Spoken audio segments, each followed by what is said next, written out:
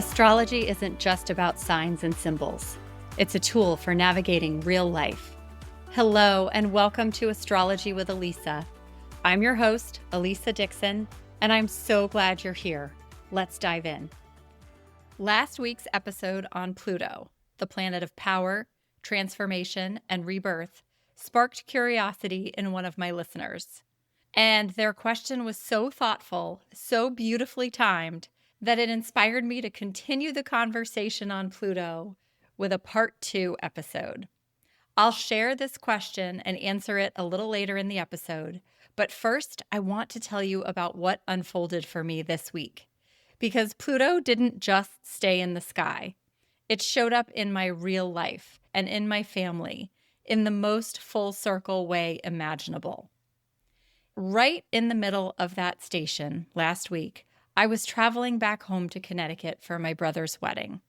If you've ever been part of a wedding weekend, you know it's not just one event. It's a marathon of moments. The rehearsal dinner, the welcome party, then the big day itself, starting with hair and makeup early in the morning, photos, the ceremony, the reception, the after party, and somehow lunch again the next day before flying home. It was joyful chaos, and it was emotional. But in between all that activity, there were these quieter, almost sacred Pluto moments. Moments that felt like time folded in on itself. At one point, I was asked to deliver the bride's gift to the groom, and I brought my mom with me. For a few minutes, it was just the four of us again. My mom, my dad, my brother, and me. The original family lineup. We did a little toast together, and it hit me. That was a fourth house moment, pure and simple. The foundation, the roots. It was like we slipped through time, back to those early years, yet fully aware of how much has changed since. And so much of that change has been Pluto's doing. Later that evening, during the ceremony, I saw something in my brother I don't think I've ever seen. He is all earth energy. Capricorn sun, Taurus moon, Virgo rising. Steady, grounded, composed, no matter what's happening. But as he watched his bride walk down the aisle, his voice caught. You could see him trying to hold it together. And for once, the emotion won. That's Pluto too. The moment when something real cracks the surface. When depth breaks through composure. And the astrology of the week could not have been clearer. Mars in Scorpio was sitting right on my brother's natal Pluto. Activation, ignition, new beginnings on the day he got married. At the same time, the sun was shining directly on my natal Pluto, illuminating what transformation has meant in my own life with this family of origin. My father is in his Pluto opposition. Pluto in Aquarius now sits across from his natal Pluto in Leo, a once-in-a-lifetime turning point. And my mother, she was having her nodal return. The North Node in the sky just came back to her natal North Node in Pisces, a cycle that happens about every 18 and a half years. Pisces energy is all about faith, surrender, and trust. And that theme was written all over this weekend. After I got home, I went searching for something. The last picture I could remember of just the four of us, my parents, my brother, and me, raising a glass together. And when I found it, I got chills. It was taken in October of 2007, almost exactly 18 years ago.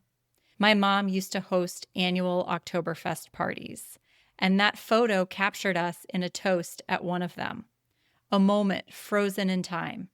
18 years ago, she had to follow her North Node and have faith that her first child, me, was on the right path, even as I moved far from home to start a new life. And now, 18 years later to the month, she's being asked again to trust that same energy, to release her son into his new chapter. For her, it's the North Node. For the rest of us, it's Pluto. but both are karmic. Both mark turning points.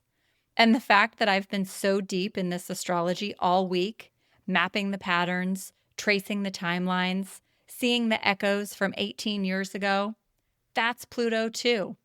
The planet of obsession, pulling me down into the details, going deeper until the meaning reveals itself.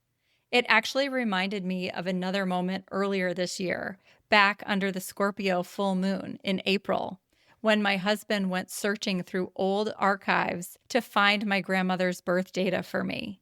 That was another Pluto story, digging through the past to uncover something long buried. If you haven't heard that one, I'll link to the episode in the show notes. Because that's the energy of Pluto, Scorpio, and the 8th house. The pull to go deeper, to uncover what's hidden, and to find truth in the process. And that brings me back to the listener question that inspired this entire episode. This listener wrote, "My Pluto is at 15 degrees Libra in my 3rd house, conjunct my North Node at 14 degrees. Does this theme repeat every 15 years?" I love this question because it's such an intuitive way of noticing timing. And it sent me down my very own rabbit hole of finding patterns this week. The short answer is no, not every 15 years. But the longer answer is yes, every 30 years it will repeat. That's usually when a natal planet makes itself known again in your life. We often meet the planet for the first time when we reach the age that matches its degree. And then again about 30 years later when its story resurfaces in a new form.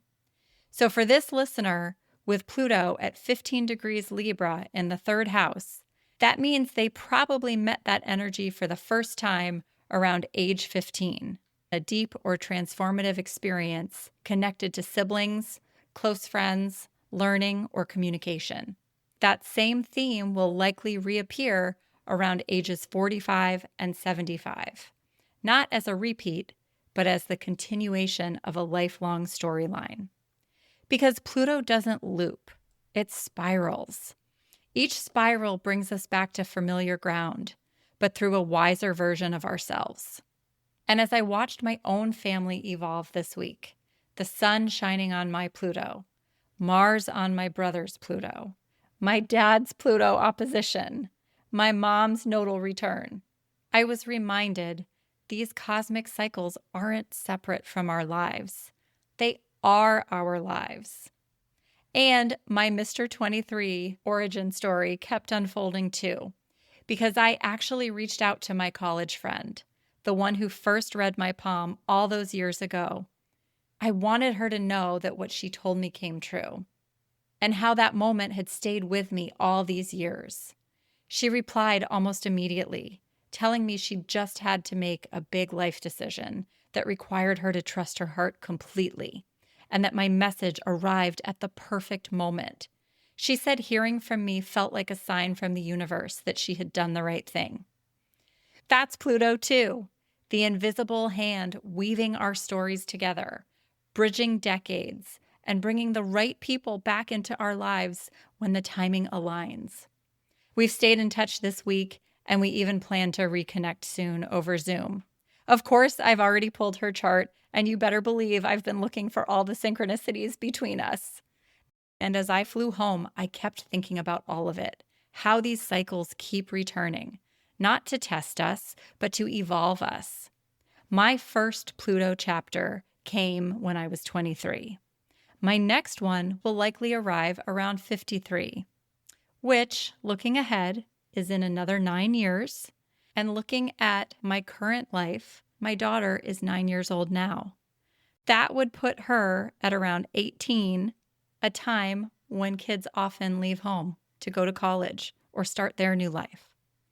While I can't predict exactly what will happen with this next Pluto story, it will likely be another family transformation. Because my natal Pluto sits in direct opposition to my IC, also known as the 4th house cusp, which is the root of my chart, the foundation of my family. That's Pluto. It doesn't end the story. It keeps rewriting it, layer by layer, until every chapter shows you who you're becoming. So wherever Pluto is in your chart, in your house of self, of love, of dreams, remember, transformation isn't easy. It asks us to feel everything, the endings, the beginnings, and all the emotions in between.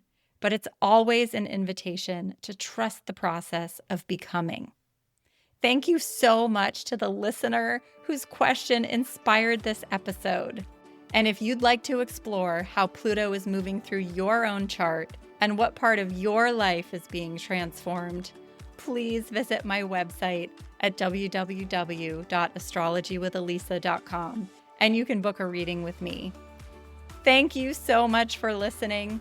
If you enjoyed this episode, please share it with a friend, follow the show, and leave me a review. It really does help more people find the show. Let's keep growing our Astrology with Alisa family. As always, I love and appreciate you all. Take care, and I'll see you next time.